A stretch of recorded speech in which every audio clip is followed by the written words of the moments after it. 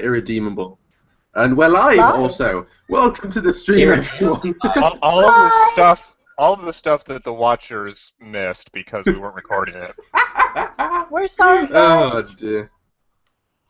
Yeah. But it's probably for the best because we don't want like evidence of that. Yeah, I was gonna say. Very true.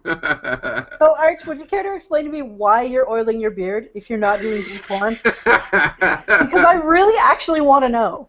As a bearded fellow myself, I am curious what the other else do. It's once your beard gets above a certain length, the skin at the base of it starts to dry out because it's having to produce oil to cover the whole thing. Okay. But it can't produce enough, so you have to supplement it. Right. Even with this, I've gotten that a couple of times. So the coconut oil helps with that, really. It really does, yeah. Interesting. It's a moisturizer. I'm making and a whole notes. bunch of other, and you can use it for cooking, and it tastes really nice. Yeah. Coconut My oil. cat keeps coming and trying to eat my beard now, so it's, God damn it, Bonbon. yes. Is there anything you won't try to eat at this point? She must Probably think not. it's like another cat and trying to clean it. Yeah, No, I'm she just goes, wait a imagining- minute, it's a kitten! Yep. I'm just imagining Bonbon with a beard now. It's actually, yeah. Yeah. Very fetching. Right. Welcome to the stream, everyone. We have a special guest here today, ghost of a word that I'm not going to try and pronounce. Heraclitus. Heraclitus. Thank you, Ferret. There we go. Makes you feel any better? For the first about year, I mispronounced it. How did you pronounce it? There's a reason. I don't speak ancient Greek very well. And, Very few people do in this day and age. It's kind of a thing about ancient Greece. It's a bit ancient. very far away, yes. But the point is, in my redacted language, you pronounce it wrong. That's how it's just said. So I went, well, surely it's that way. And I've been saying it that way until someone said it Heraclitus, the way you're supposed to say it. I went, surely wrong. I looked I it up. would and be went, willing to bet that person was probably Bradel, because he did the trick reading. Amazing. And that was where I learned how to pronounce it was from him. So if he pronounced it wrong, we're all hosed. I just fear that this entire stream is going to turn into another Arcanum. Arcanum again. So I'm just going to call you Ghost. So You kept calling him Arcanium. yeah. Yep. Ah, jeez. Yeah, it could be worse. We could be calling him Ghost of Heraclitus. Oh no. Oh dear. This has been pointed out to me. I have no doubt. Stunning maturity. Well, you're ahead of most men, right? Because most men have Oh yeah, no we're all mature here. On it. Hello. Right. Hello. Welcome to the stream, everyone. In a moment, we'll get Ferret and was it CV? You were on the last round as Yep. well, weren't you? It was We'll me get and those Stevie. to talk about the stories that won the latest thing. Then we'll talk to Ghost. But right before we do that, we're just going to answer one quick question because it's very quick and it'll be very easy to do. It's from Faison, and I'm extremely disappointed in him because he's asking all of us what we're drinking and what our favourite drinks are. The answer is Scotch and Scotch. And if you haven't figured this out, how many times have you actually seen me with anything else? So. You've had beer before. Oh, that's true. You're I did drinking try a beer in that one episode. Beer is just Yeah, baby you Scotch. had that one episode where you drank that one liquid that was not Scotch. He drinks water on occasion.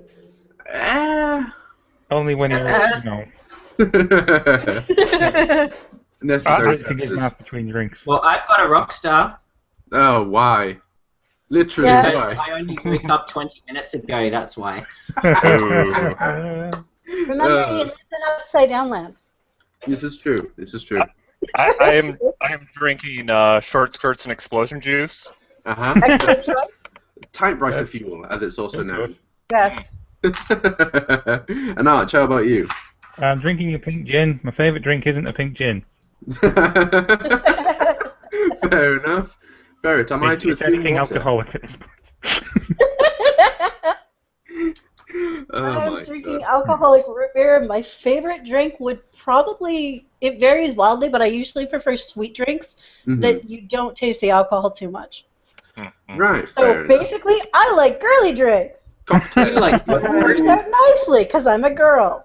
Yay! And Ghost, what are you drinking today? Well, right now I'm drinking tea because for me it's 1 a.m. and I'm trying to stay awake. But if if I plan to drink alcohol, I generally drink various types of brandy. Solid choice. Classic. In my country of redacted Stan, it's a tradition. I particularly like walnut brandy. Ooh, solid choice. Very What nice. sort of tea are we talking, by the way? Which tea am I drinking now, or which tea do I prefer the most? Let's go with both. Both. Okay. Right now, I am drinking a simple Earl Grey because it's easy to make and Nice. it has the most caffeine. But Caffeine is important. Mhm. Oh yes. at this That's the guy drinking Rockstar. but you can't sip Rockstar. Also, it tastes foul. Mm. That was my reaction when a friend of mine the other day goes, you know, I occasionally drink Red Bull, but I really like the taste. Red Bull has a taste? I thought it was just like chemical. Like- Tastes like Yeah, pink that was kind of bubblegum. my response, was just, really? When I first Yeah, tasted the wild variant of the Rockstar I've got actually tastes very, very fruity. It just tastes like tropical juice. Hmm. That's cool. first tasted Red Bull, the first and the only time I've tasted Red Bull, I was moved to mention that in medieval times, a popular way of diagnosing patients was to sample their urine. Yeah, particularly I don't know diabetes. why, it just came to me. I can't imagine why. It's totally Yeah. unrelated. Yeah, absolutely. And what would be your favorite kind of tea then? We are going to judge you harshly on this. Oh, yes. Oh, wow. Well, my very favorite types of tea are mostly from the oolong category. Solid choice. And of those, I'm really partial to this moderately obscure one called Ida Dongling or Ting Tung, which is sort of frozen summit. It's a Taiwanese oolong that's done in the pearl style. I really like it because you can steep it about 3,000 times, and every time it comes out tasting different. I recently got a teapot that's appropriate for brewing Chinese style, which is just another way of saying really tiny. So that's to try multiple brews. Because before then, I use a huge Western-style teapot, and then you make tea, you drink tea, you make it one more time perhaps, but at this point you're pretty much full up on tea, because it turns out there is a maximum amount. Yeah, usually when your back teeth start floating. When you can see infinity, that's enough caffeine. I love that short film. Colors. I actually have synesthesia, so Oh, really? Oh dear, so you're already up the creek. I've just been pointing out, I'm already halfway there. May I ask what kind of synesthesia you have? Sound I mean- to color / pattern. Dude, my old guitar teacher had that. He loved his job because like he could see what people were playing. No, my point is, whenever I try talking about music, it ends up sounding really ridiculous. Yeah, because you'll say something seems Like like that, it's brown. too narrow. Hmm. You're like, what? It's narrow. Describe music. No, it isn't. When I was a kid, my parents took me to a concert, and they dimmed the lights. And I thought to myself, oh, so you can see it better. Nice. Aww. Error of my ways has to be explained to me. That's beautiful. Oh my god. Oh god. That was wonderful. Of all the ways my brain can be ruined by random chance, this is my favorite. Yeah, I can understand that. There are definitely worse debilitations you could have. That's true. I wouldn't even call this one. Yeah, it's definitely a different way of seeing things. We Right. have another question. Oh god, do we want to go for the reviews first, or do we want to go for the questions first? Well, this one's quick because it's only a single question, unlike Phazon's, which are multiple questions that you ignored. Yeah. So rude. Yeah, true. This one's from Bradell. Ghost says we should come over here to ask questions, so I'll stay thematic. Plum, since you drink scotch, what are your scotch recommendations? Yes, I will totally judge you based on your answer, but I'll still think you're cool even if you don't like Islays. Ooh, I'm going to say basically any sort of Highland Scotch for me. I'm generally not a fan of the kind of the peaty Scotches. Same. I'm gonna have to. I'm struggling to think of a particular name off the top of my head. I mean, the one I'm drinking at the moment is Glendronach, which is actually pretty okay. I wouldn't call it my favourite. I'll have to give that some thought, actually. Damn it, Braidel, you put Dalwhinnie's always a good one. What's that? Dalwhinnie. What Plum Dalwhinnie? thinking, Yeah. I'll come back to that. I'll see if I can come up with my favourite by the end of the stream. While Plum's thinking about that, I have something to share with the stream. So Ooh. since I was Is it your awesome legs? no, although I did just have Legs Day on Thursday, so you know we're getting some tone here. So you know that'll be a surprise for another week. But no, so this week, I was actually at the hospital because my good friend had this little thing. Let's have a look. Oh, your screen. Ah! There we go. Aw, Yeah. congratulations. He's had a gnome. Just like he always wanted. And so, the mom and dad are, of course, exhausted, but, you know, this is one of my friends who is, like, I'm always hesitant to use the term anti-brony, but he's basically said that this fandom has been the worst thing that's ever happened to me. And so, now that he had a son, the conversation comes up, okay, what do we do about the son? And so we basically decided to make this a kind of, what's the word? No man's zone or dead man's zone or whatever that is. Basically No a man's non-competing. land. Yes, that's the one. A non-competition clause so that he will not actively discourage his son from MLP as long as I do not try to convert his son to an MLP. But that basically the point that I am now, I am basically officially the creepy uncle of this child, which is totally fantastic. Yeah, Excellent. I mean, of all the positions, yeah, that's probably the one you'd occupy the most. Oh yes. Oh, guys, I get to be the creepy uncle in a few weeks' time because my brother's partner's 32 weeks pregnant. Ooh, Wow. very nice. Babies everywhere. They're spreading. Jesus. Oh dear. Oh, Right. God. It's contagious. Stay away from me, please. Was there a, Oh, man. was Can you there a imagine if question? pregnancy was actually contagious? Oh Jesus. Was there a question that you wanted to ask, Ferret? I missed that. Oh, it was the Bradle one, wasn't it? It was the Bradle one Yeah. about Mosquito. Fair enough. Right. UNCB, talk about the reviews. Go for that. Our first story was like a Pegasus in a pottery shop, which is by the author Fitz, who is awesome. Who needs more love? And has been seriously, I think they have, unfortunately like, offline for a long time. Yeah, but I still think people should follow them because I think they have like 4 followers. Yeah, right. And there was 2 before we featured the story. So Yeah. yeah, doubled. You've literally doubled it, yeah. We've not only doubled the follower count, doubled the view count, doubled the likes count, doubled the comment count. Like it's amazing.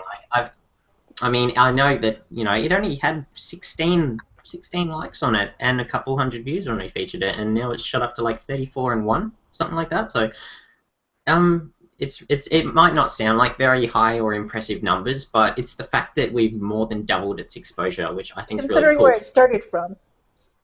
It's a story It's that deserves significant. it because it's very, very show. It's very season yeah. 2 show. I love it. It's literally just like, this could be an episode kind of thing. Yeah, no, get this guy on film staff stat because he needs to That seems more Well, like a let's see him write a little more first and make sure he's not just a one-trick pony, and then absolutely. Go for it.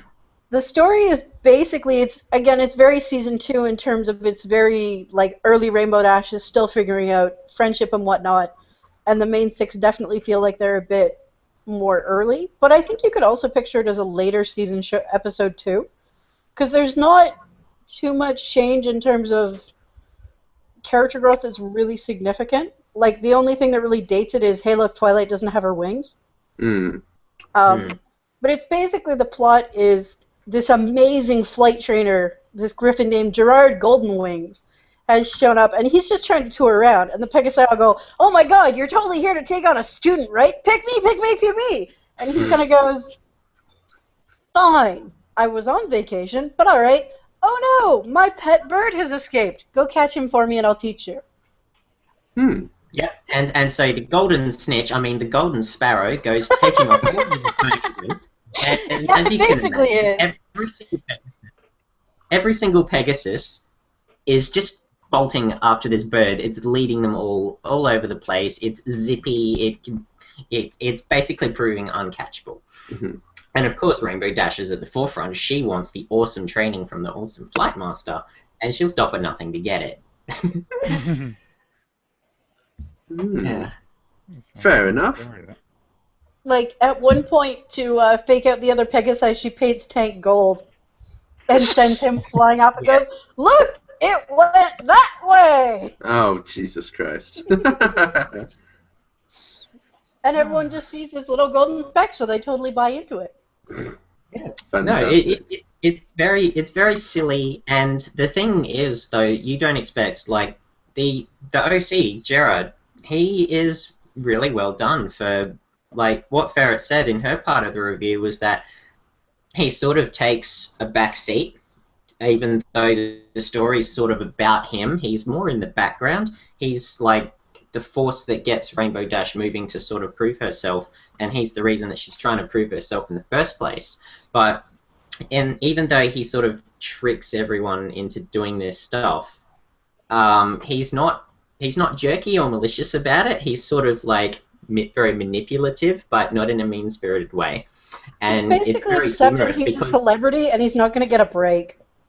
yeah, I'll have fun with it. He's very, like, he's almost borderline Trollestia, I'd say. Like, he's not quite there, but I could totally see him there in a couple of years. yeah. He does manage to come across as likable, and the moral that comes across at the end is pretty decent as well. Glad to hear it. Right, what's the second story then? What have we got? Holidays in the Sun by A Hoopful of Dust. CV, you go first this time. Ooh. Okay, Holidays in the Sun is, and I'm sorry to just keep piggybacking off Ferret here, but one of the things that she said in the review was that Hoopful of Dust has a way of taking a single throwaway line in the show, or just one little thing that someone says that never really you don't expect to get expanded on, and he'll take it and run with it. And so what he's done here is pretty much written a comedy story about Celestia. Why does there need to be a princess at the Rainbow Trade Summit every year? Traders Exchange. And Traders Exchange, yeah, that's it. And it follows because she's busy all the time. She's running a country, always having court, raising the sun, raising the moon, because this is still set at first in the time when Luna's away and season 1 hasn't happened yet. So she wants a way to have a relaxing break without it looking like she's taking a holiday. So she gets to draft a law drafted and passed that says she must be present at this Traders Exchange, where she doesn't really have to do anything. Her position's purely ceremonial, and she can just sit back and read a book under her umbrella. Nice sun, nice breeze, a couple too many drinks with little umbrellas in them. And the kind of Ferret likes. Of course, after Exactly. hundreds of years of ideal weather, Murphy's Law comes into effect, and year after year, something goes horribly wrong to dampen her experience to the point where she now wants to get out of it. And yeah, so she does fantastic things with Cadence. Mm-hmm. One of the implications is the horrors in Cadence became an alicorn so she could get out of it. Yeah. It's never explicitly stated. It's just heavily implied. Except then with Cadence it falls apart. And then she tries with Luna and it falls apart. And then finally she tries with Twilight. And there's actually there's a point at the end where she's sitting on the beach and she's like drinking a Mai Tai and relaxing. And she gets a letter from Twilight and she's just like, I'll read it later. Yep. Like, I'm not going to let this dampen my enjoyment of my day off today. Yeah. I'll read it when I'm finished relaxing. I'll say I was caught up or something. Yeah. Oh, But, super yeah, sorry, I was busy. The overall tone of the story is lighthearted, and even though it does, it puts Celestia through a lot of not really horrible things, but rather unfortunate things. You feel sorry for her, but at the same time, you're just kind of laughing at her bad luck. It's a very gentle sort of humor, and it's ever present throughout the whole story. The tone never really changes, and it's just a really feel good short story that has you laughing at and feeling sorry for the main character at the same time. So it doesn't ever feel like character bashing, which is good. Like it's not just putting her through hell for the sake of it. It's giving fairly good reason for doing what it does, but it never feels malicious, and it's just a really sweet, short little read. Fair enough. Fair enough. Yeah, it's good. Right. What's the third one? Third one is Cultural Misunderstandings by La Barata. I'm not. I know this one. This is all Yeah, really because fair. I was going to review it with you until you were like, no, I'm reading only dark tragedy fans. Oh dear. It's a pretty interesting story, though. The interesting thing is talking about basically any bit of it, except the very most basic premise, is a horrible spoiler that would just ruin the ending. Yeah. So, it's hard to talk about this story without really giving much away. yeah, Twilight Other Sparkles. than you should read the story. It's really good and very, very funny. Yeah. There's not much else you can say. Yeah, Twilight Sparkle is doing her job, and some buffaloes turn up, and something happens. And beyond that, all I can say is the ending is hilarious, and you will hate yourself for finding it hilarious. Yep. Yes. That's kind of one of the unfortunate things about these reviews sometimes, is that, like, especially when we're reviewing short fics, it's like, this fic is amazing! And We can't tell you why! That's all I can tell you. Just, love of Christ, go read it. It's like less than 1,000 words, even. Yeah. It's really Just a little freaking short. tiny bit over. It'll take you like a minute. Yeah, like, it's such a quick read. If you like silly stuff, it's really one of those, like, just read it. Oh, yeah. It is absolutely not serious. It's about as serious as you can get. But if you like really fucking dumb jokes, it's beautiful. It's, Yes, it's about as pure a dumb joke as you can get in this fandom. It's horrible, and I love it. Awesome. It's one of those, if you like Shining Armor's Amour's Armoire, Shining Armor's Amour's Armor, it's a really... That she keeps in her armor. Yes. Shining Armor's Arcanium Heraclitus. Yes. It's in that kind of vein. Fair enough. Final story then. Last one. Mega Mare by Draki Seas. This one's really amazing. Honestly, I had this one on my read later list for the longest time because I've read Draki Seas stuff before and I like it, but I'm really not into Mega Man. Like, it's a cool game series, don't get me wrong. It's interesting. I totally respect why everyone likes it so much, but it's not my kind of thing. I'm not really good at really, like, reflex testing games like that. Like, where it's, like, really precision. In other words, you need to get good. I'm sort of in the same boat. I do like and respect the Mega Man series for what it did for gaming, and I've even played a couple of them, but I've never actually finished any of them because I just found them personally too hard. That's fair. Because I'm just not really that good a gamer with those sort of pattern and skill and precision sort of games. I'm much more an adventure and RPG sort of player. But the game series is good, and I wish I was good enough to conquer it.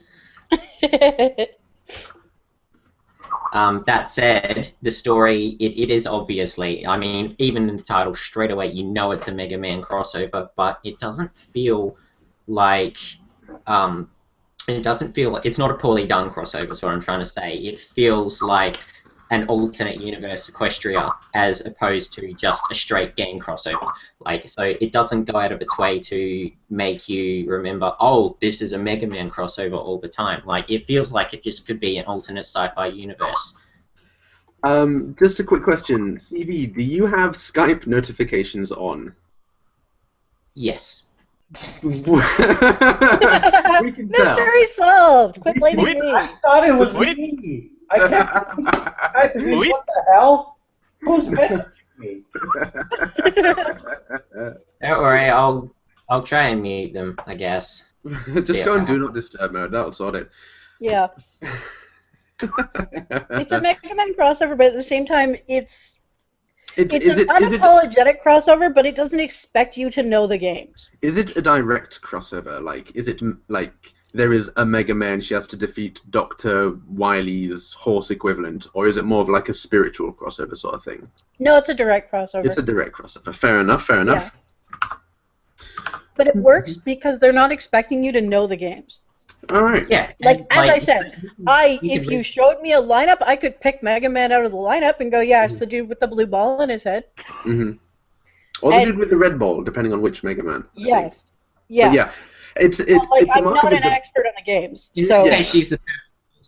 Yeah, it's relating back to what we said with Vic on the stream last fortnight, where the mark of a good crossover is it's got stuff that fans of both will understand, but it's not exclusionary to someone who likes one but not the other. So if it's a crossover with like Dark Souls, it'll feature all sorts of jokes about praising the sun or Giant Dad and The Legend Never Dies and all that sort of shit, but it won't like block out someone who's never had to fucking go through that fucking god-awful swamp. Holy fuck, those crabs.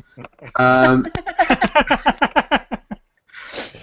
yeah, it won't be exclusionary, and it won't get away with that by doing an info dump either and being like, Absolutely. okay, so you need to understand all this stuff about the other game. By the way, here's the story of Dark Souls. Oh no. Oh no. Here's the thing. The first chapter of Mega Man, it has that sort of, it harkens back in late 80s, early 90s games where you didn't need heaps of lore dump. You didn't need a massive introduction. It was just, here's your basic like story. 30 seconds of scrolling text, and then there you go. That's the game. Go play. And then the Star Wars away we go off on the adventure. Essentially that. So it's like, you know, the start of Power Rangers. Power Rangers, everyone needs your help. Go and this bitch has escaped. Go and kill her. 5 teenagers with attitude. I was watching something the other day that had the guy who played the Red Power Ranger in it. I went, oh my god! Yeah. Oh my lord. So yeah. Anyway, back to the story. The characters are also very well done. They feel very much like themselves, and they can be excused for acting out of character because they're obviously corrupt. But even when they're out of character, they still feel like themselves. And so, yeah, there's all these game crossover elements like Twilight defeating her friends who are obviously going to be the bosses. So, seeing as Mega Man has characters like, what is it, Scissorman and Hotman and all that stuff, do we have, like, Applemare and things like that? The regular names of, like, Applejack, Fluttershy, everyone else. Oh, that's disappointing. It's just, they do have original, like, abilities. Like, Pinkie Pie has, like, her party cannon. Right. And then when Twilight defeats her, she gets a smaller version of the party cannon. My favorite is still with Applejack, where she's sitting chatting to her, and then she's like, "Great, we can tell Celestia and everything," and she's like, "Oh shoot, Sugar Cube, now I gotta kill you." Yeah. And just attacks her straight out, and it was just like, I know you're evil and corrupted, but oh my god, that feels so perfectly Applejack. It's almost kind of creepy. Fair enough. He also did really good things with the NPCs from the show as well, like the Timberwolves. He did some really cool stuff. The Timberwolves are really cool. Fair enough. There is a brief explanation in the beginning to explain, like, that this is in the future. There is, you know, technology and cybernetics. Yeah, exactly. There are cybernetics are more common and whatnot, but it still does a really good job of not feeling info dumpy. It really does honestly feel like a video game. You know, like when Twilight's fighting the bosses, she's learning the attack patterns and whatnot, and figuring out how to interact with them. She's not just having an easy victory either, because the spirit of Megan. Oh no, you know, it's hard. You know, she's rock everywhere. She's taking hits. She's having to pre-plan her attacks in advance as she's also being attacked, and the enemies, the way that she is attacked is also reminiscent of the battle style that you would expect the main six to have, like Rarity attacks with gemstones, Rainbow Dash attacks with high speed, weather manipulation, and Applejack has her lasso, Pinky has a party cannon, and they do all these really cool things with combat. Yeah. So it's basically Main 6, the story, like the what was that game called? Main 6 dev team? Fighting is magic. Fighting is magic. Yeah. Now them's fighting herds. It's a little more complex than that. Like that. Yeah, there is more going on to it, but it is essentially like a more futuristic telling of the beginning episodes. Fair enough. Fair enough. Yeah. So the fights with the main bosses, the main 6, and that all is wrapped up within the first third, and that's when things we hit the gas pedal and it starts throwing a lot more things at me. I was like, oh, that's right. I'm not finished yet. I've barely begun. I remember reading that and being The like, true wow, Demon Soul she's about to beat, the last member of the main 6, and wow, there's still a lot to go. Oh. Yeah. Oh. And you're like, okay. I'm not even halfway through this story yet. What could we know? know? So much going on. What the heck? It feels like this is wrapping up, but it's not. And then it doesn't, and you keep going, and it just keeps getting better. But there's a lot of characters that you don't expect as well, which is really nice. I just think that's really interesting because, I mean, like you mentioned, like in the actual games, the bosses are they're not exactly puzzle bosses, but they're you got to go in, you got to see what the attack pattern is, you got to learn that, you got to learn how to exploit that. And then on the other hand, you've got just any sort of general combat in story, because how to get the sense of pacing, how to get the reader invested, the choreography and stuff like that. So merging that together and having Twilight learning the fight as she goes and having that be the story, I mean, that seems like a really interesting blend to me. Yeah.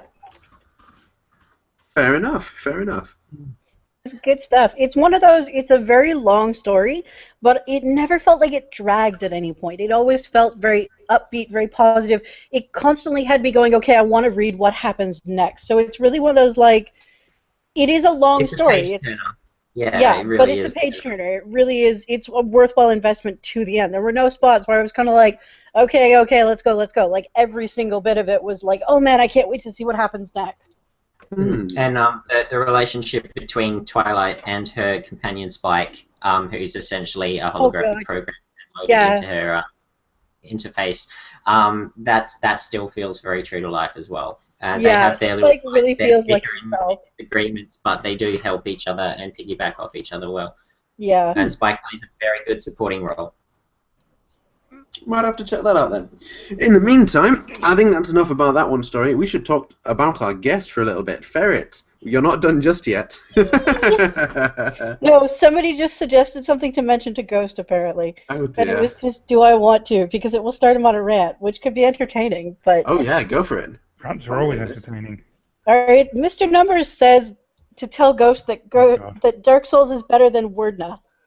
Better than what? No, I honestly didn't hear that. That's not prelude to a rant. Dark Souls better than?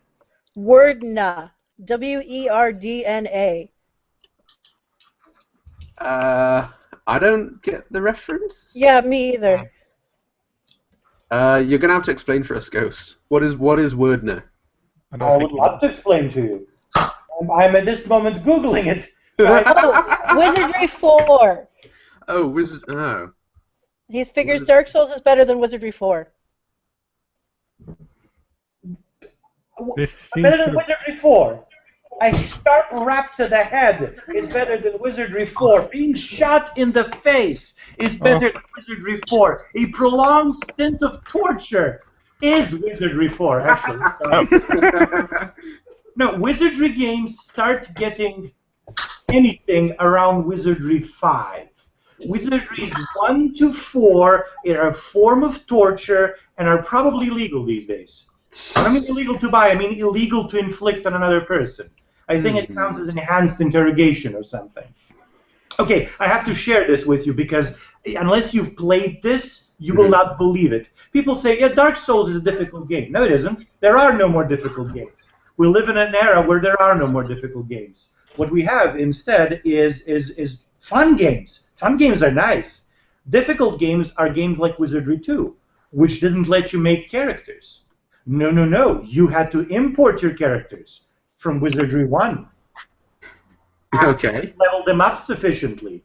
And if they died in Wizardry 2, they died. You had to go back to Wizardry 1, replay them until you're high enough level, and import them into Wizardry 2. That's fucking Nice. dumb. Jesus Christ. Wow, like old games are hard, but that's insane.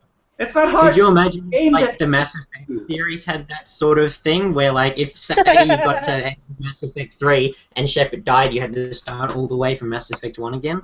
Yeah. There would be riots in the streets. I'm just looking at the Wikipedia page. 2 quotes that I can see are Wizardry 4 is unique and Wizardry 4 sold very poorly. Another problem.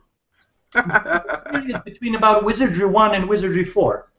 Wizardry 1, when it showed up, was really... let me explain, by the way. I'm reading this massive blog called CRPG Addict. Right.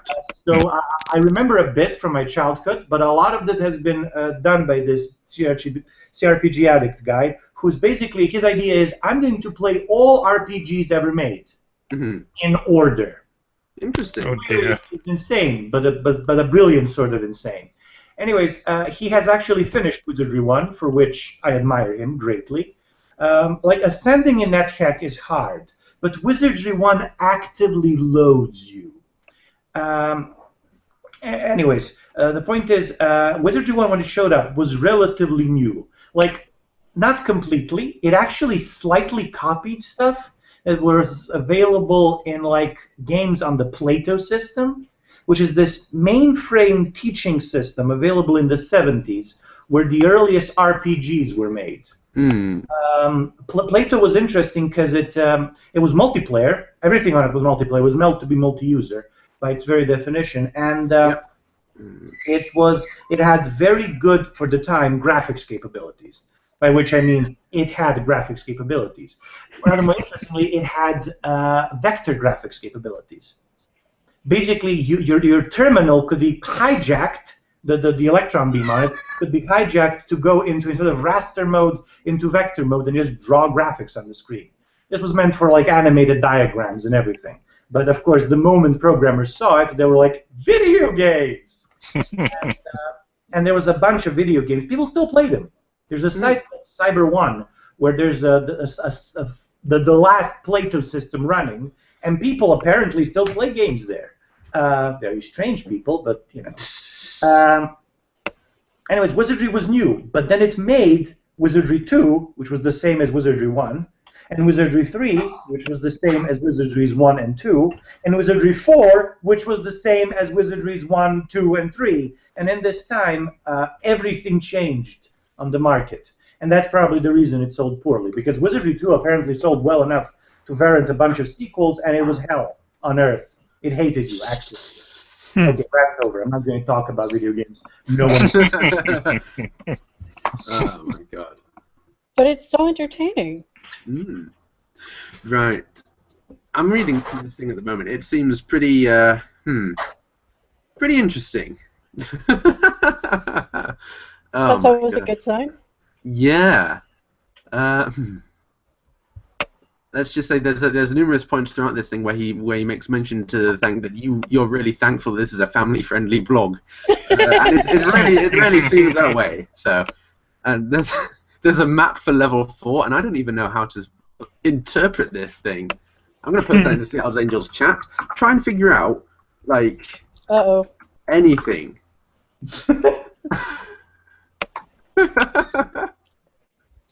There's a couple of demonic runes. I can recognize them. So we've got a bunch of one-way doors, obviously. So you know It's you can get trapped. It's literally a maze of one-way doors. That's amazingly evil. That's pretty evil. That's amazing. That's hard for the course for the genre. Yeah. I found the stairs. I found the stairs. Apparently there's speech bubbles.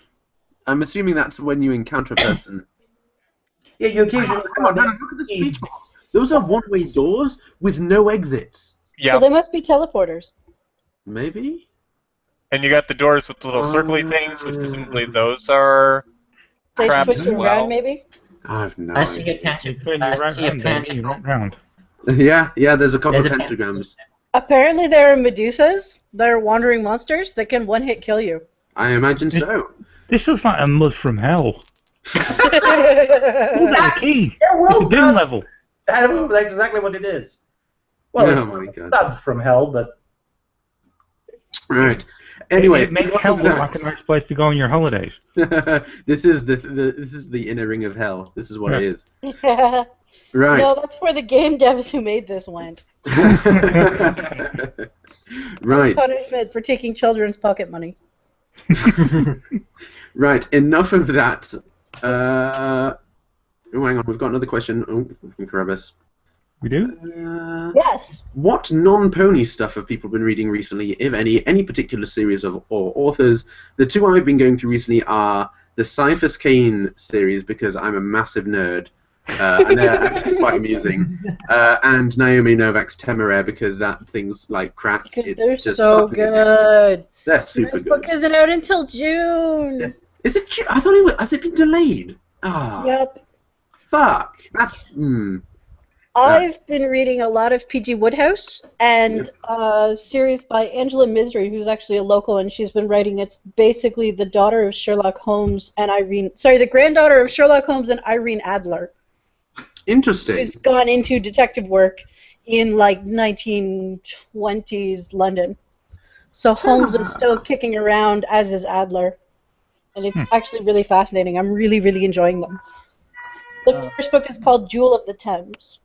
Ooh, I'll have to look that up at some point. How Yes, about you, do Paz? so. What have you been reading that's not horse? Reading wise, nothing. I've been devoting myself to Shame. the gym and the beautiful temple that is my body. You got to get them guns. Yeah. Yeah. Up the caliber. Right. How about you guys? What have you been reading?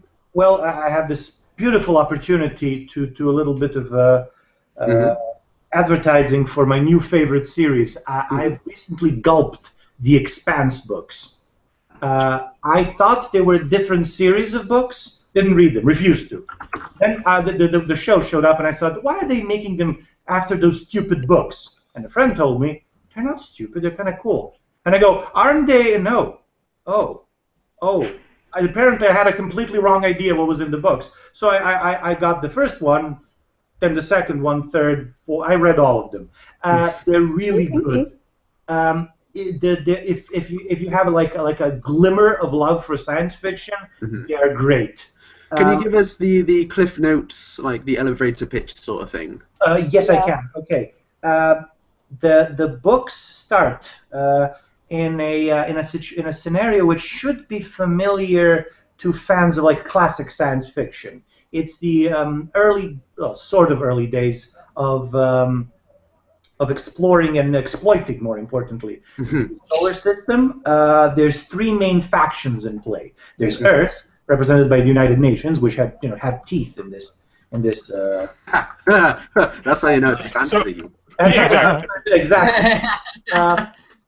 And you have Mars, which has independence, and you have the Belters, which is a very, very 70s science fiction name. It very much is. The people settling low gravity or zero gravity habitats in the asteroid belt, and which are basically being kicked around by both Earth and Mars because they overcharge them for everything, they exploit them, they kick them around, and they use them for mining because the asteroid belt is, in fact, really good for mining because all the interesting bits are right there where you can get at them. You don't have to dig a huge hole in a gravity ball. So that's the basic setup. However, one important fact about the books is, unlike almost any other series I can name, it's completely dynamic. As in, I can't tell you without spoiling it, but the setup changes from book to book in a completely logical, believable manner. The world evolves, and if it's not too spoilery to ask, is it the main character changing the universe or the world or the setting that it's in, or is it just various factions vying for power, and this faction's in charge at one point, and then the other takes over and stuff like that. There's a bit of that. I don't think it's too much too spoilery. Actually, if someone's really puritanical about spoilers, now's the time for finger in ears and that sort of thing. But in a general non-spoilery words, there's political upheaval, there's wars, there's conspiracy, there's political maneuvering, and the main characters are involved in all of it, but always on the periphery, because honestly, most of the time they're trying to get away, and The Rincewind thing. drags them back in. They're a bit Rincewindy in that respect. They really would rather be somewhere else, but they never ever are. The best Rincewind comparison I heard recently is the fact that is Mad Max. Yeah. Kind of, It's yeah. basically Rincewind, but with a better car. Yeah. Rincewind has his luggage. Mad Max has his whatever the fuck it's called. I Well, don't Mad even. Max has the dog. He even The did the dog, whole yeah. Mad Max thing in 4X. Yes. Yeah, he did. He did. Which was beautiful. I forgot about that book. Yeah. I like the gala. It's one of my favorite books because it was the first one I made Tachyon read. Yeah. I went, you'll recognize this, and you can tell me all the references I didn't get. Like funnel webs in the beer. Like, yeah, that as well. I just only realized that there are a shit ton of Mad Max references in that book. Holy hell. I got the Mad Max Mad reference. Max parody. Yeah. With the special nose bags for the horses? Come on. Yeah. The I know. special feed I with the know. lizard glands. I'm done. If I can just switch back to The Expanse for a second. If you're not into reading, the show is also quite good. If you're not into reading, he Yes. says, a film fiction podcast. Well, you never know. You might have To be a lot fair, of we just- time to get. Tab admit he basically hasn't been reading. Yeah, this is true. I'm the new Alex. I don't You read are- stories. Oh my god. This is why we have Ferret, so. I'm the new Alex, except Alex was like 12, so you know I'm like old Yeah. Alex. Yeah, I was going to Kind say. of like old except, Snake, you know, how Alex he like is- quickly aged. I'm old Alex. Venom magnet is what you are at this point, yeah. Punished Does magnet. that mean that I'm Alex and Pab's alter ego? In that case, you'd be liquid magnets? I guess. I think. Oh god, it gets so fucking confusing. Yeah. Nanomachine, son. Nanomachine son, indeed. No, well, you've got the original Naked Snake, who then turns into Venom Snake, who kind of also doesn't, but that's a bit spoilery, so I won't get into that. Then he turns into Old Snake or something like that. No, Old Snake is Solid Snake. Shit. He turns into Big Boss, and then he gets cloned, and the clones are Solid Snake, Solider Snake, and Liquid Snake.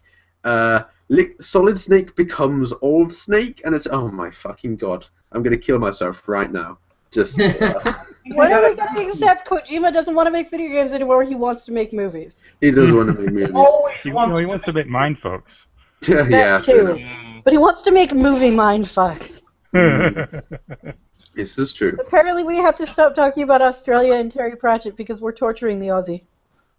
Oh, the poor guy.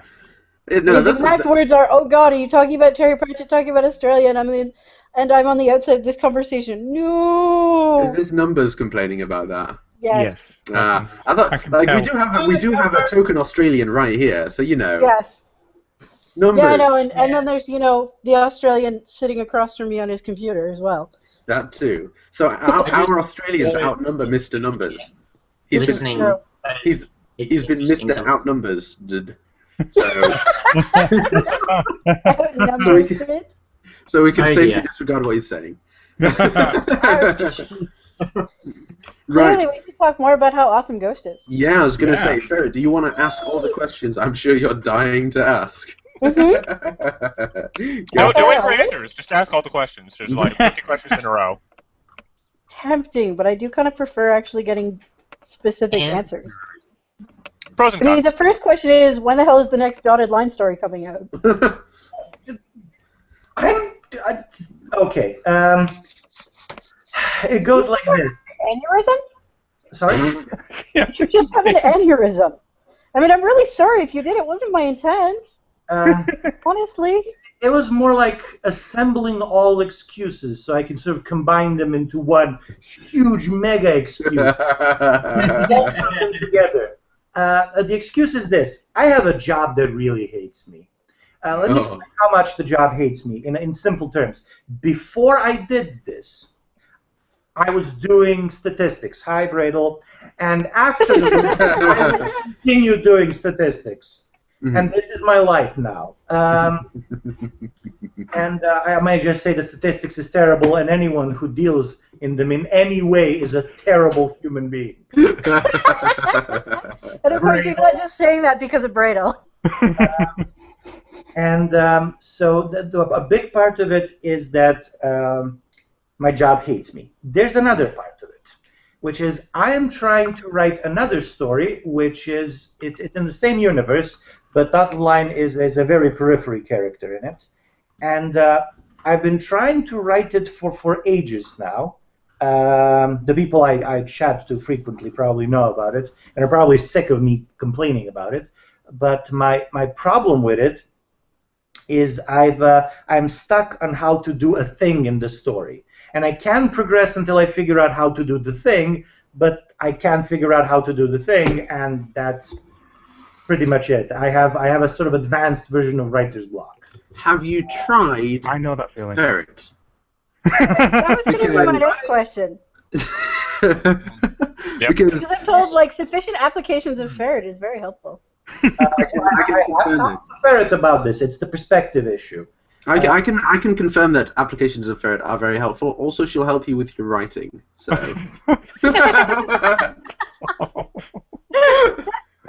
Oh my God! Sorry about that. There we go with another rating. I just had to.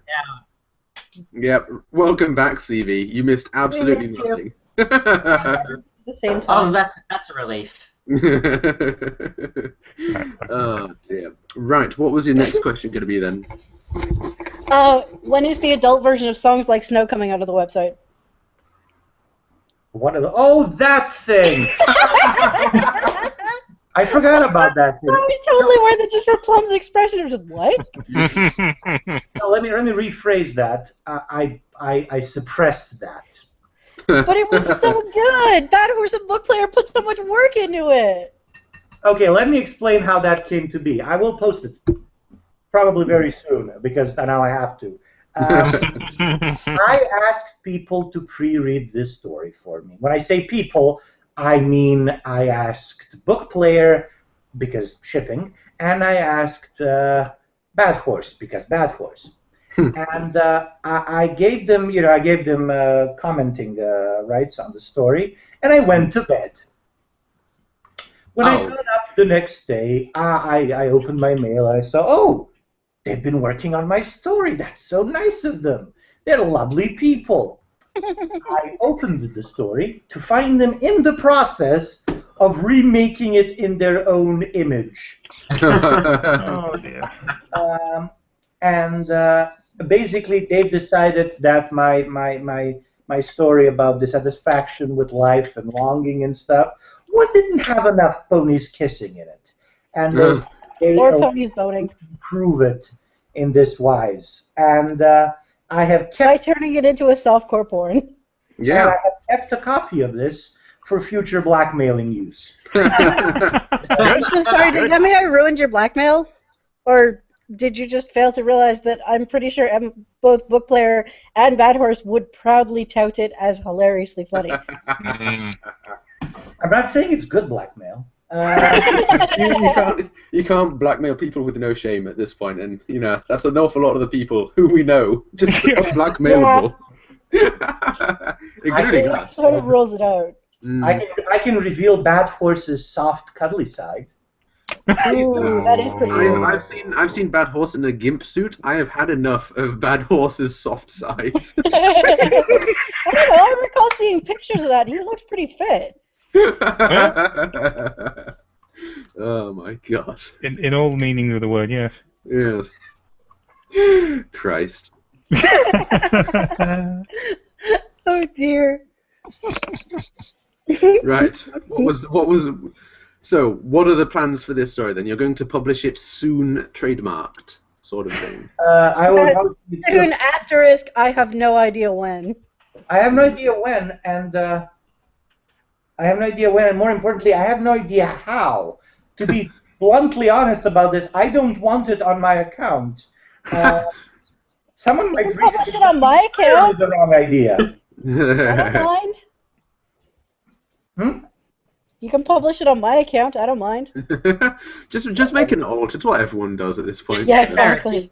Just make a story, right, and have it so that anyone who doesn't want to post stories on their main just post it on yours, and you can just have this. Yeah, I was gonna say, and then President Perfect can shut up about me writing. Yeah, I don't have to write. And you I could wrote call one it thing, something and that's like good enough. Tim Leaks.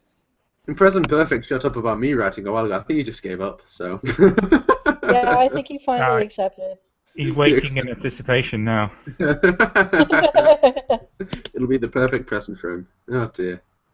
Oh, Plum. Yeah, I'm awful today. Carry on, you guys. Just ignore me.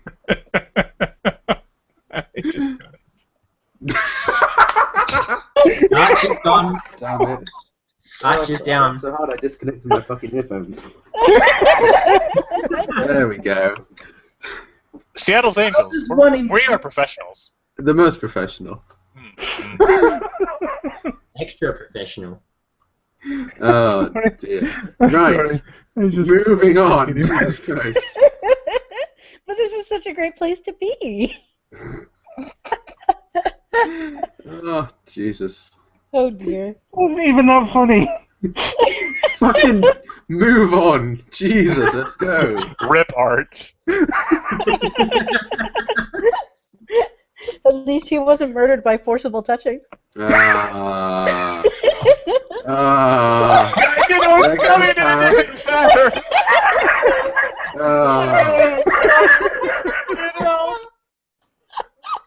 I tried to make it really obvious, Tom. I'm sorry. I thought that would help.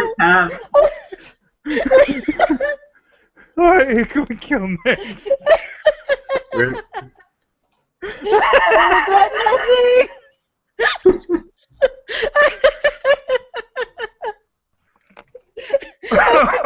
Me and Plum are just sitting there, just saying nothing, just staring while the rest of us They're like, God damn it, you guys, be serious. It's like the empty chair. Why can't you be professionals? Yes, because he's falling on the floor. You knew we were unprofessional like you started. Oh. Anyway. That's what's known as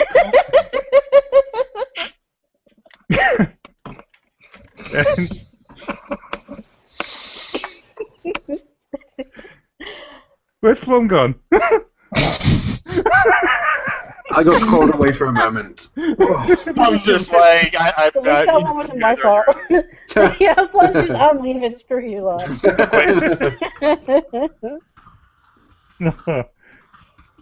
Oh, Jesus Christ. Right, where were we? I have no idea. Well, Pam was on the floor. Pam was on the floor, yeah. Oh. I was away. I was turning bright red. Yeah, this is... Well, you can do that now. Like, Yeah, hallelujah. Oh my god. Right, Oh, dear. let's just go back to asking ghost questions, and by we I mean Ferret, because I can do that. that's... I want to hear about love and other acquired tastes. Okay, what do you want to hear about it? How the hell did you come up with the idea?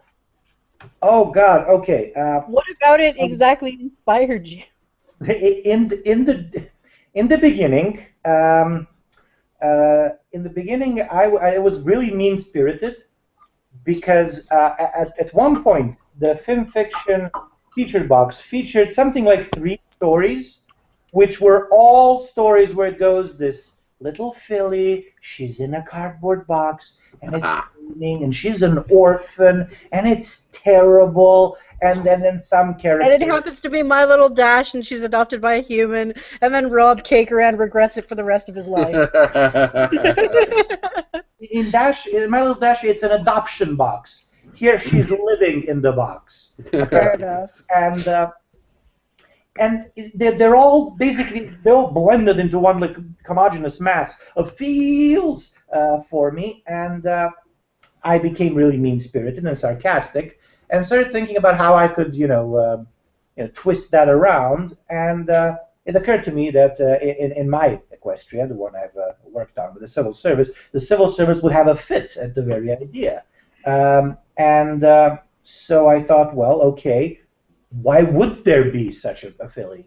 I mean, it almost looks like she's trying to evoke sympathy, as hard as she possibly can. Who'd want to do that? Oh, wait, some of it eats emotions. And so it was originally going to end where there's a scene transition, where just Darline sits next to the actually changeling and goes, okay, any last words? Nice try, but no cigar. And then I went, well, that's a bit cruel. And why is the changeling there? I mean, is it the most transparent spying attempt in history? And so I thought about it, and I decided to write like a defector. And because I have, as Bad Horse likes to say, behind everything in a ghost story, there's another ghost story. And so it is here. There's a complicated thing I have with how changelings are meant to work. And one of the things in it, invented like ages ago, is the caste system, and that the basic changelings aren't particularly intelligent, which makes our characters wanting to beat them senseless a bit less horrible if you think about it. And at any rate, I decided to put a character who is of the seeker caste, and actually, small interesting bit of information. Originally, they weren't called seeker caste; they were called wanderer caste. And then someone told me that it could be seen as a riff on Wanderer D, and I went, oh crap. Yeah. I did this once before, actually, when in a proposed story called, incidentally, Miss Rarity Investigates. No, really. In a proposed story, I named a character, I think, Penstroke. I realized there's like a person on Fitfish with a name. I'm like, oh god, and it wasn't a flattering character either. Oh dear. Honestly, knowing Penny probably would have laughed about it. Oh yeah, Pen's such a sweetheart. He tends to get along pretty well. He probably would have gotten a kick out of it. At least I like to spoof people on purpose. Yeah, true enough. Yeah, if you're gonna feature a Penstroke character, at least have some jokes referring to baby alicorns or something like that. You know? At least make it a decent spoof. Give him some tragic backstory with a history of terrible events. And there's cults summoning a baby Penstroke into the world. And, Well, I mean, that's how he was born, right? They fluffed a cult. It's basically a self-insert. Yeah. Nix is basically a self-insert at this point. Yeah, he's just writing about his own experiences in life. Oh dear. As a small pony. Love you, Pen. We've got to get you. Have we had Pen on the stream? I think we've had him on once a long time ago, maybe. But if not, either way, we need to get Pen back on the stream. I think that's getting on. We need to get him on so I can sit here and silently judge him. We'll all judge him. We'll all judge him. Super. That's what the stream will be. Judge Pen, It'll just be sweet. It'll be all of us just go. So, Nixon. Interesting character. Oh yes, that is disapproving. Yes. Oh no, Pen's such a sweetheart. He was a Bronicon, wasn't he? He was indeed. Yeah. He played He was a nice guy. Yeah, he's a wonderful guy. It was. Yeah, he was also sick. He was also pretty sick for a fair amount of the con. Arch, I've almost certainly told this story about 5 times now, but I had a very similar sort of thing with Bad Horse. Or rather, Bad Horse had a very similar thing with me. Yes. Oh my god. The fact that he came back the second day after we'd hung out together and said, I looked up your profile and realized I'm not supposed to like you. God damn it, Horse. Jesus Christ. Oh god. And then twisting his goddamn ankle and walking on it for the entire day. Yeah. Scaring the crap out of me, and I basically had to literally just looked at him, was like, no, I'm going to get the EMT. The EMT going, you need to go to the hospital. And him going, no, I'm fine. And me going, I will cry. Yeah. You don't get in that goddamn cab and go to the hospital. Your ankle has ballooned up and is purple and cold. You're going to that hospital or I will cry. You're a cruel woman. Barrett. That's a torture greater Did than you not see Magic his 4. ankle? No, I didn't. It literally had tripled its size, was like deep, deep purple, and was cold to the touch. The EMT took one look and went, what did you do? Wow. The accusing tone from medical professionals. That's the second worst thing you can hear from them. The worst thing, honest curiosity. Frightening thing in the world. I had this malady, which turned to be a really nasty endovirosis, which basically flattened me for 6 months, and I had these weird non-specific symptoms. And I talked to I was working with medical researchers at the time, and these two professors of medicine just sat around me, poking me, being like, "This is really interesting," and I'm going, "This is not what it is." We've never seen this before. Oh my Yeah, it's almost kind of terrifying when the doctor was like, wow, you're fascinating. Oh my god. That reminds me of this one time I had a abscess that had it was on my face first of all, Oh, goody. and so they first of all because it's an abscess and it's like filled with like whatever like pus fluid or whatever those things are filled of, it's highly acidic. Acidic areas are resistant to anesthesia. And so they had to cut open the area to drain it, and it's resistant to anesthesia. So basically, it's without anesthesia that they're just cutting me open and then applying pressure to squeeze all of that stuff out. Lovely. I'm sorry. As soon as I started listening to the story, I'm like, oh god, Ferret's still on this paper. I'm sorry. But, Okay. and so, the long story short, there's this little bit of like calcified stuff in there. Oh, no. What kind of teratoma? Oh, and as they push it out, they're like, wow, this is so cool because it looks like a little brain. Do you want to see this? And I'm like, laying there, like, with this, like, blood and pus and all this gunk just dripping down and like, crying because the anesthesia isn't working. I'm just like, nope, I don't want to look right now, thank you. Thank you for offering, though. I appreciate the offer. I really appreciate the concern you're showing me right now, but could you show a little more concern to how horrifying that is? If you want to show me the concern, like morphine, that would be... That would be fantastic. Concern via intravenous shape. Oh my god. As someone who works in a pharmacy, yeah, a lot of it's pretty fascinating. I'm not going to lie about that. Yeah. Oh my god. As somebody who, one of my exes, his mom was an emergency room doctor. Oh, and she had some really good stories about some of the shit no. she came back from. Yeah. Their favorite was actually the drinking game, What Was Up Their Ass? Yeah.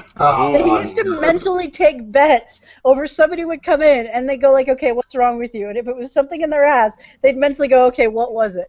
And whoever guessed it closest got the drinks. I'm constantly reminded of that one X-ray where it's an X-ray of someone's like colon or something, and you can see Buzz Lightyear with his wings deployed. Oh! Oh no!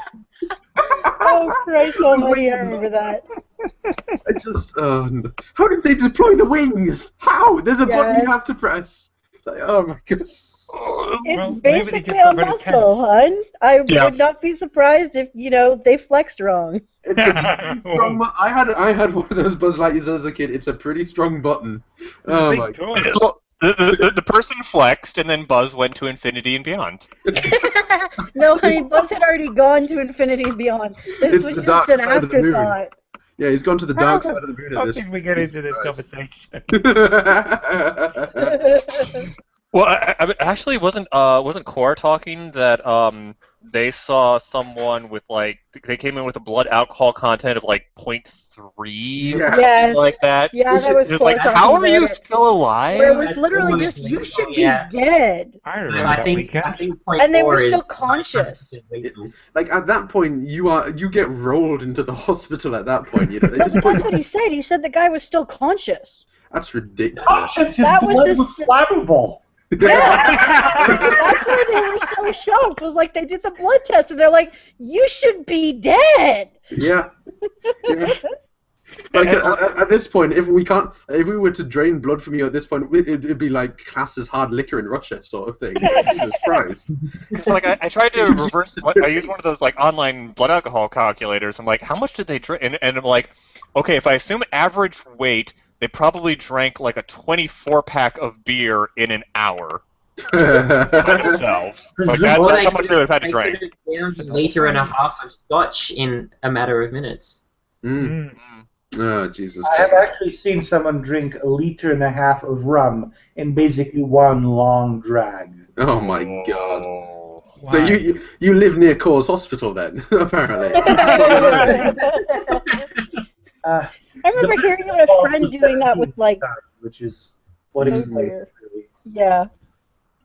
It was followed by a collapse and a trip to the hospital. Yeah, I can imagine. I'm not surprised at this point. I remember a friend of mine doing that, but he's a big guy, like well over, close to 7 feet and over 200 pounds.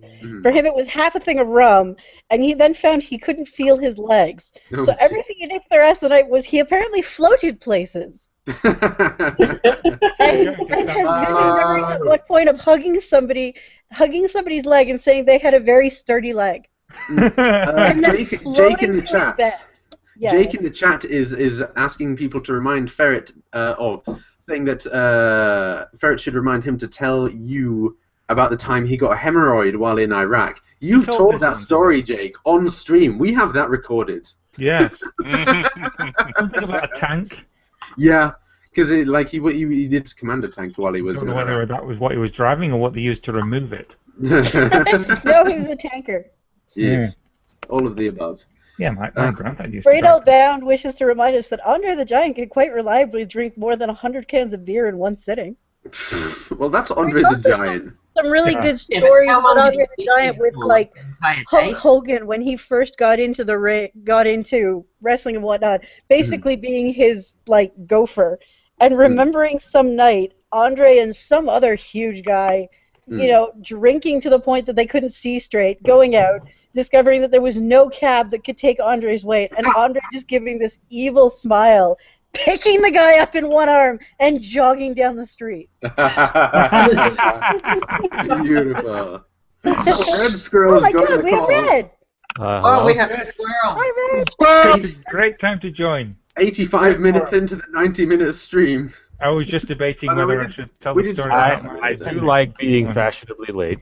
This is true. Arch, I want to hear that You're story. incredibly fashionable. What story is this? What? Arch, what story is this? What story? Oh, about my appendix. Oh, Yes. right. Oh, right. Yeah. Well, yeah. I had to have my appendix out. Mm-hmm. Good story. Sorry. No. No. It's actually where when it was on the verge of exploding.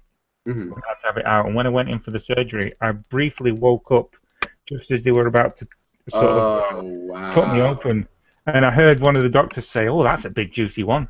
That's what you really want to hear. Nike. Next thing I remember is lying on a recovery table. It's like, oh. At least you don't remember anything in between those. Jesus Christ. Yeah, I was gonna say. Well, no, I mean that actually, to me, that explains so much because I always wondered when you saw the the chicks walking around with the booty shorts that just said "juicy" on the back. Now I understand what that means. Yeah, I always looked at that and kind of wondered, like, am I supposed to come over and like squeeze it like it's a melon at the grocery store? Yeah, it's like freshly squeezed orange juice sort of thing. That's what it is. Oh my God. Oh, Jesus Christ.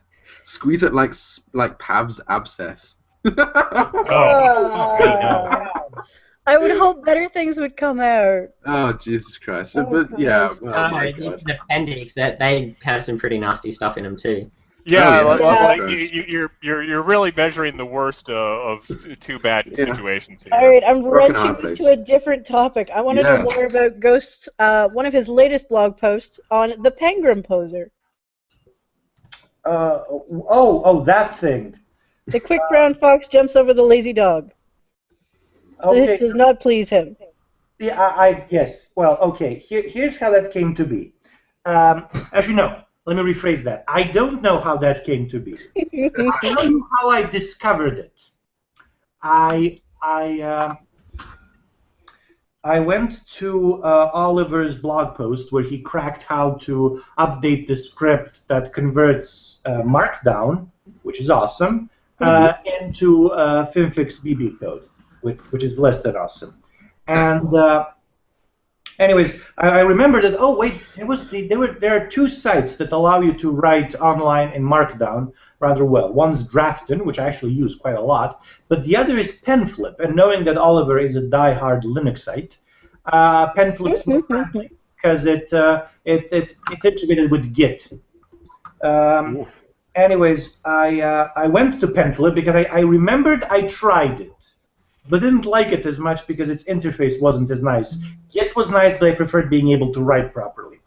And I found, actually I'm just going to go and read you exactly what I found there. On PenFlip, I found one document.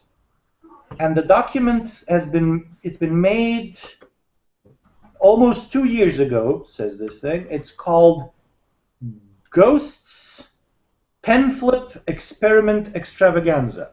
Mm-hmm. Good title. I don't remember writing that. I opened it, and I found this story fragment, which apparently I wrote and shared with Powered by T, it says here, which I hope he remembers, because I certainly don't. And what it was is I just typed in the quick brown fog jumps over the lazy dog, because it's a pangram. It's used to test things, because I was testing PenFlip and I was like, this is boring, I'm guessing, and just wrote this, which is the sort of weird. They're animals in a police force that's named after a really obscure and weird typography puns, like the fobbing the Kirsch picks. That's another pangram. That's probably the shortest one in English, and the captain's called Etawin Sherdlu, because those are the most common letters in the those are the letters in the English alphabet by order of use, how frequently they're used. On the ancient linotype machines, those were the letters. That's how letters were arranged. And that's why it's still used. It's used as part of the lorem ipsum set of things. When you don't know what to type, you type Etawin Sherdlu, which was in linotype days easy because you just ran your fingers over the buttons. It's full of things like that, like what in the name of Seraph and all his angels. That was a pretty cheap one, I guess. But still amusing. And Pangram Station and all that weirdness. I don't know why I wrote it. I don't know how I wrote it. I don't know for what purpose. I just did. This happens to me on occasion. I occasionally find story fragments I have no memory of writing. And once someone quoted something to me, and I was like, "That's brilliant! Who wrote that?" You did. Earth, open up and swallow me. It was profoundly embarrassing. You either need to drink less scotch or you need to drink more scotch. One or the other.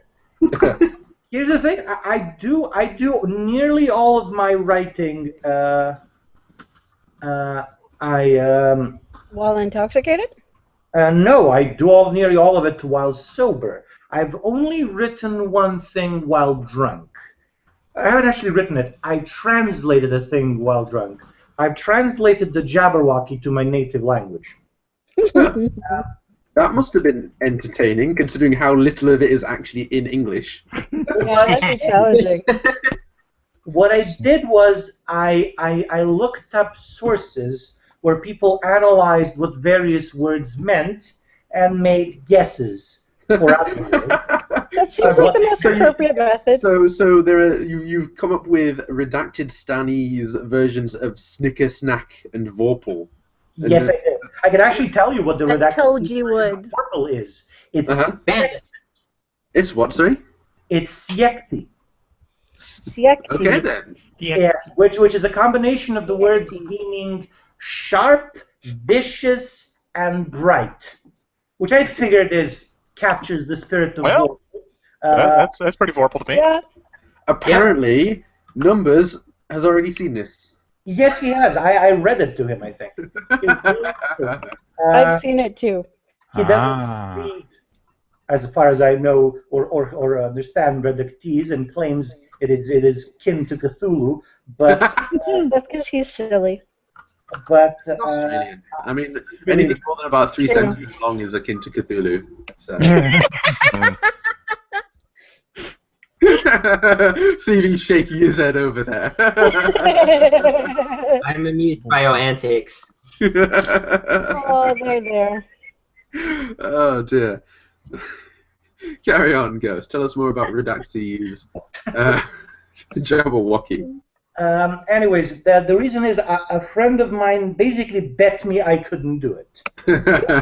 Normally, I'm not that easy to bait, but I had recently consumed a few bottles of wine. No. You think I can do it, but actually, 6 hours later, I had finished my translation. 6 hours? I'm impressed it was that quick. Yeah. Good. And, well, I was inspired by several bottles of wine. And I had stayed up all night translating the Jabberwocky, and when I woke up, I'm blessed with not having hangovers. When I woke up, I actually read it and went like, oh, yeah, this will do. I actually later tracked down, there's another translation into Reductees, and I actually prefer mine, which but I rarely prefer anything of mine, so this is actually a sort of anomalous result. Yeah, that's the one thing I wrote while drunk. And also the one thing you wrote that you openly like without needing to be tricked into it. True. That probably means it's terrible or something. But unfortunately, you need more ferret.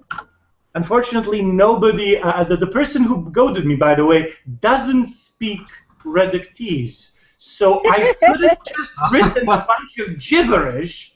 And went like, oh no, this is. But no, it's not gibberish. It's actually a translation of the poem. Yes, but you're a drunken perfectionist at that point, so clearly you wouldn't do that.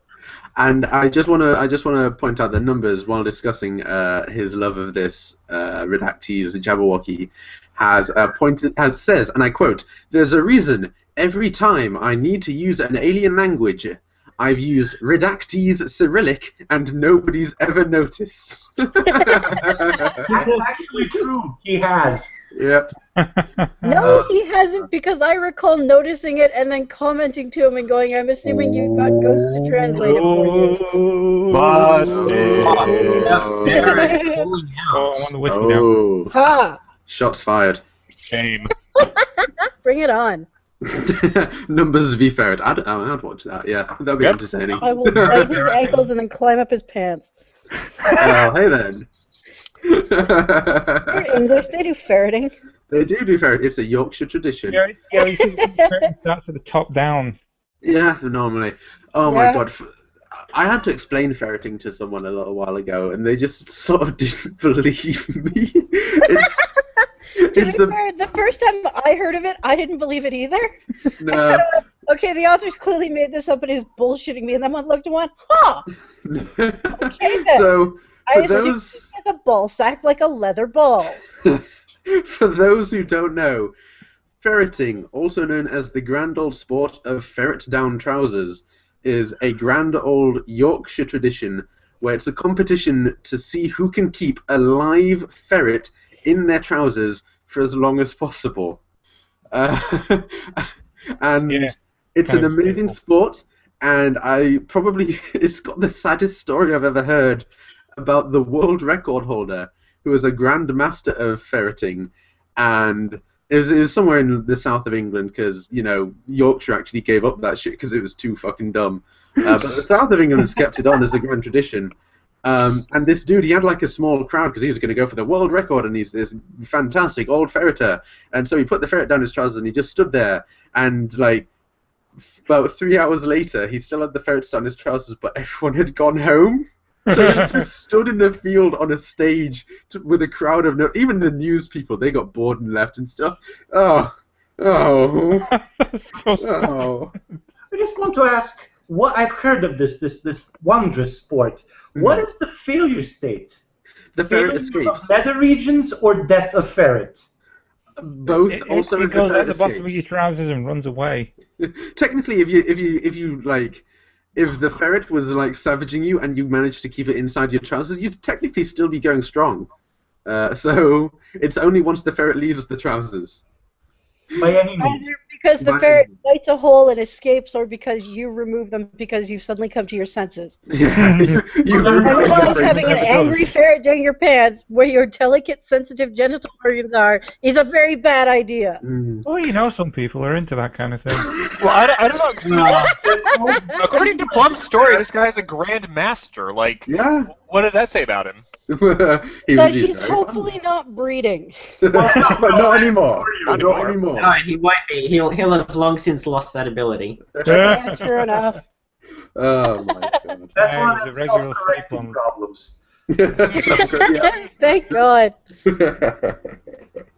Jesus I'm something of an Anglophile, so I've took it upon myself to try and learn about these fascinating aspects of Anglophile culture, and I've come to the conclusion that the English are all mad, I'm afraid. Yeah, that's yeah, what happens yes. from decades of inbreeding. As a Scotsman, yes, they are. 100%. They're batshit. As As an a Englishman, Scotsman who yes, we sounds like are. he works for the BBC. I just like any country which is the home of stargazy pie has a lot Oh, to explain. Oh, Jesus, that might terrify me. A lot to. Admittedly, it's Cornwall, which Yes. is basically Britain's Florida. It even sort of hangs off the side there, like Yeah, Florida. like it's a little protrusion of land off to one side of the country, and it's absolutely batshit, and they don't speak English half the time. So yeah, fair enough. It's pretty Floridian. Just Yeah, they invent some really weird foods, and lots of smuggling happens there. yeah. They make pies that stare at you. And judge you. Usually. They judge you and then you judge yourself. As you're eating. Because you see this Said in it's front of you and me you're level. like, this is something I considered eating for a brief moment. Why? What is my life? Yeah. You're not the only ones. Several Levantine and Middle Eastern cultures have a delicacy, which I presume means horrible food given to foreigners as a joke. You stole that from Pratchett. Yes, it is. Which is a well-done Sheep's ferret. eyes. With Cold, jellied sheep's eyeballs. Well, that's an interesting fact. This thing is a sheep's head boiled. Yeah. Oh, yes. So talk about, meals that stare at you, judging. The meal, you hold your knife and fork, you look at it for a while, and then you just go, I have gazed long into the abyss. I did hard. Yeah. It comes with a side of existentialism. Oh my god. Well, here's a pro tip, by the way. Anyone who wants to learn about English culture and our propensity for all sorts of crazy things, don't bother with Monty Python. Don't bother with any of that stuff. Watch Last of the Summer Wine. Ha! Yeah. That is an absolutely amazing series. It's set in Yorkshire. It's about a bunch of old Is it men who set do in stupid Yorkshire? things. I didn't know it was set in Yorkshire. It's set in Yorkshire. Was it? Yeah, I've been to the town where it's filmed. Yeah. Great place. I'm gonna look this up. No, I've seen parts of Last of the Summer Wine, and it was I pretty used to watch entertaining. it religiously when I was a kid. My parents' favorite English show is Doc Martin. Yes, Doc Doc Martin. Martin. Oh my Doc goodness, Martin. yes. Which, for Martin those who Keynes. don't know, Doc Martin is a show about a dick who acts like a dick and never apologizes for acting like a dick. And also, he's a doctor. Yeah. Basically, yes. The doctor, and it's hilarious because at one point because I'll watch it with them on occasion when I'm upstairs. There's some episode where this family moves to town and the father is convinced that he's on the autism spectrum and very aggressively confronts him about it. Goes, "Oh, have you ever talked to anyone about your autism?" The guy goes, "I don't have autism. I just hate people." "Yeah, sure you're autistic." "No, I just think you're all idiots." Pretty much. Pretty much. So it's actually about a doctor and not a shoe company. No, that was my doctor, first yeah. thought. there are shoes The called name of the Doc pun. Martens. Yes. Yeah. No, like I actually thought that it was going to be a show about shoes. No. No. No. No. And I looked it Show up. about a Apparently, doctor in a little English town. yeah, Yeah. and apparently, Last of the Summer Wine is set in West Yorkshire. So yeah, I can believe that now. We don't talk about West Yorkshire. There's Leeds is there. Honestly, We you're don't so comment. Yorkshire's so insular that it hates other parts of Yorkshire. I mean, you get angry when I say you live in the Manchester area. So, you know. I get angry that you say I live in the Manchester area because I don't live in the Manchester area. You kind of do, dude. I don't. I live outside the M60. Yeah. That's the difference, all right? Yeah. Walk 5 minutes in that direction and I'll be in Manchester, but I'm not in Manchester now. I'm in Cheshire. I told you guys. I told you. Oh, dear. Also, Plum, I feel like if we're going to be ragging on countries for bad food, we should discuss Scotland and haggis. Haggis is great. Haggis Yeah. isn't a food. Haggis is great. No, Haggis is seriously, I had haggis. We had one of those cultural exchange things like haggis, terrible, horrible. And I had some. It's sausage. yeah. What is it? Haggis is really nice. It's not Anyone sausage, who doesn't like haggis has either A, not had haggis, or B, had shitty supermarket haggis.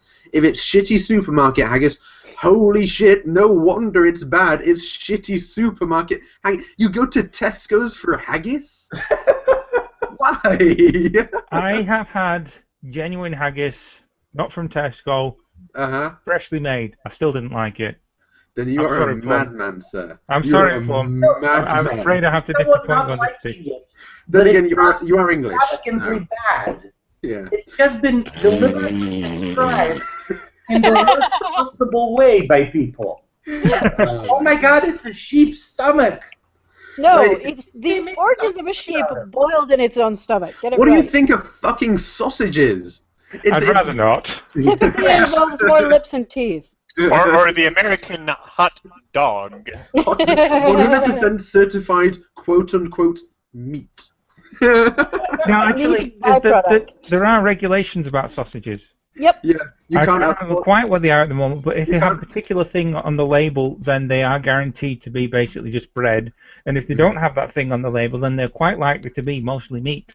I know if people here have watched Yes Minister. I clearly have. Yes. Considering I've ripped it off. Yes.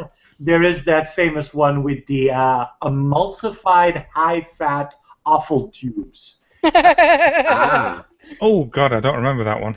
It's supposed to be a EU directive that British sausages have so little meat in them. You call them sausages, you have to call them emulsified High high-fat. fat meat offal tubes. Oh my Yeah, god. it's not actually true. It's true about some. If So I go since down we're to running Butcher's out of down the road- time, Plum, have you Yo. decided what your favorite scotch is yet? Oh. Or did you completely forget? I was thinking about it, and then other things happened, including talking about squeezing Pav's face without anesthetic. And then suddenly I got particularly thirsty. So. Talking Hey, about his have you got fucking... credit to Chico. Have you got the same thing? Oh my god. It's Hey, beautiful. Chrissy! It's beautiful. Yeah. So cute. I also have the Derpy. I also Is that- have... where is it? I have a fashion horse. So there we go. Oh, fashion face. Yes, top fashion. There we go. Hey, hello, Derpy. Also, I didn't actually specifically mention this, but not Pav, Arch already knows. I acquired 2 new posters. Both of them feature tanks, and they're both Yay! ponies. Yeah, I'm just. Squeak will be proud. Yeah, nobody's surprised at this point. No. You have not decided on your favorite scotch? While he's trying to figure that one out, I also got a new poster. Oh yeah, As yeah, soon you as did. find Yeah, I acquired it from somewhere. Mm-hmm. Very nice. Derp horse. Nice. Lovely. So yeah, we didn't talk about Buck. We both went to Buck, or we can't. Oh yeah, how was Buck? Yeah. That is surprisingly We s- disappointing. We spent more time outside of Buck than in Buck. Oh, Apparently, dear. we missed an Austrio meetup on Saturday. That was a thing that Aw. happened, apparently, which is a bit sad Well, that I we think managed. on Saturday you were busy having a car accident, weren't you? That was Sunday. Oh, sorry. That was Sunday at 9. Oh my god, the entire story of my car is just beyond bonkers. So, we'll round the stream off with this, I suppose, seeing as we're supposed to be finishing. Saturday, went to Manchester on the train to hang out with Arch and go to Bucks. Sunday, I was going to drive there because, it's about the same price as a train ticket, and it's also more fun to drive than to just sit on a train and just stick around with thumb up my ass. So, drove there. Got to the M62, slightly past Leeds, so about an hour out from my house and about 2 hours from Manchester. Pulled over into a service station in order to pick up a drink because I was feeling a bit thirsty. The ramp to the service station was wet. Didn't notice it was wet.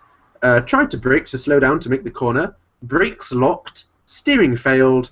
Went into a concrete barrier at 40 miles an hour.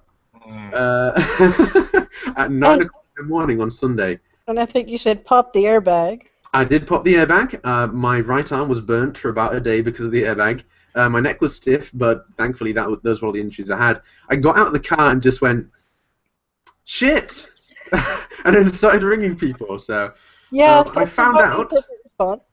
Yeah, I found out that my insurance provider, Admiral, their call center doesn't open until 10 o'clock on a Sunday morning.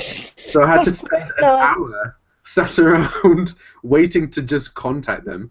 Thankfully, there were some very nice policemen who were on their way to the service station to pick up donuts and coffee, who, literally donuts and coffee, that isn't a joke. And they saw my car and they're, oh, that's a bit bent. Do you want a tow? And they just towed me to the car park. So that was nice. Perfect. My right front wheel was at 90 degrees to the rest of the car the whole journey. Oh, isn't that exciting when that happens? Oh, it's horrifying to watch. They literally said the only thing holding my wheel to my car was my shock absorbers. At least you know they're good shock absorbers. Yeah, that's true. So, 10 o'clock, finally got through to Admiral, waited 2 hours, then the truck turned up. They took me to the nearest train station because the bloke driving the truck was actually pretty nice. They dropped me off there, waited 40 minutes for a train to get to Leeds. When I was in Leeds, I arrived at 20 to 1, and the train to York leaves at 35 minutes past every hour, once an hour. So I just missed it by a couple of minutes. Needed to wait 55 minutes for the next train, so I decided, fuck it, I'll spend some time in Leeds, because I don't go to Leeds an awful lot. Went to a comic book shop, but that was fun. Came back to the station on time. Found out, after the train was supposed to have turned up, that there was an issue with the fucking station. So platform 9 was unavailable, so anything that was on platform 9 had been redirected to other platforms. And I found this out after my fucking train that was due to be on platform 9 turned up and left. So then I had to spend an entire fucking hour waiting in the train station, and I finally got home at 5 o'clock in the afternoon after having crashed at 9. Like, oh my god. Jesus. Well, if they're a bad day, and they're a plump. And the weekend before that, my bike had been stolen, so I couldn't cycle to work. I managed to take my brother's bicycle to work on the first day. However, 10 minutes out from my home and about 20 minutes from my work, the bike, the ball bearings in the rear wheel seized up, so I had to spend 20 minutes pushing the bike back to my house. Finally got a stroke of luck when I picked up a bus on the way back, but it's just been... And I borrowed a friend's bike to cycle to work the past couple of days, and the train, the fucking chain's broken. So I just want to kill myself right now. Murphy and you have been having a hell of a week. Oh, do you need a hug? Do you need a pop hug? I really need a hug. Jesus Christ. Green hugs. Oh my god. We're about dead at this point, so, you know. Oh, sweetie. Anyway. So that was the story of Plum's journey to Buck. Yeah, that was my Buck experience. Most 10 out of didn't happen. With 7 out of 10, too much fucking water on the roads, apparently. Yeah. There we go. And to be honest, Book, when we were there, was kind of dull. It wasn't the best con I've ever been to. The issue were twofold. First, nobody submitted any fiction-related panels. There was one fiction-related panel, and it was on a Sunday, and it was a speedfic writing competition. And two, the venue, while a lot bigger than last year, which is kind of what persuaded me to turn up, because not last year, 2 years ago. Because 2 years ago, the main hall of the convention was basically a corridor. Yeah. So this year they had a much bigger venue. However, they didn't use like 3/4 of it, and they had like 4 like workshop rooms where like panels were happening and the main stage, right? The issue is 2 of those workshop rooms were in the main stage hall, so you couldn't hear what people were saying because someone on the fucking main stage was holding a talk on EDM for dummies. I was like, oh jeez. That sounds pretty poorly planned out. That does sound pretty poorly Went planned. out not with a bang, but with a whimper. Pretty much. Apparently so. Oh, Yeah. dear. Oh my god, just kill me now, please. And it didn't even have an open bar this time. It was like No, they didn't actually. on top of everything Well, else. they couldn't fucking afford it. And of course there are Undertale cosplays everywhere because you can't escape that. But we did get to go to Five Guys. We did go to Five Guys. They were pretty decent. Yeah. Arch did not trust the fucking Coke vending machine for some reason. Well, of course not. Because it was all sorts of stuff coming out of it. You have to squirt it through before it's pure. Oh, Jesus Christ. I need my Coke pure, man. Please give me Coke. And nobody is going to get that. No, Pat. No. Bad Please, Pab, no Give cookie. me cola. No. Not when he's drinking. Oh my god. Oh dear. But yeah, thanks for being on the stream, Ghost, even though you weren't Thanks, Ghost. here for like 3/4 of it, because we just talked over you. Sorry. I'm really sorry that I've missed showing up like 3,000 times before. Nah, it's fine, dude. Real life comes It first. happens. Yeah. We And, understand. you know, Otherwise to be it's an fair, absolute also pleasure. happened at times where you don't really do the whole awake thing. So there's that. Yeah. Oh dear. Just have to drag you back again another time. Yeah. Gotta get you more. I'd love to come back. Fantastic. Hooray! Oh yeah, like at some point we need to do a Seattle's Angels like gaming stream. We're all just playing some sort of like tabletop game or something like that, because that'd be fucking fun. Secret Hitler! Secret Hitler. Or we can play Mafia. Secret Hitler would be fun. Mafia would be interesting. Goblins Inc. would also be cool. Yeah. Or potentially Magic 4.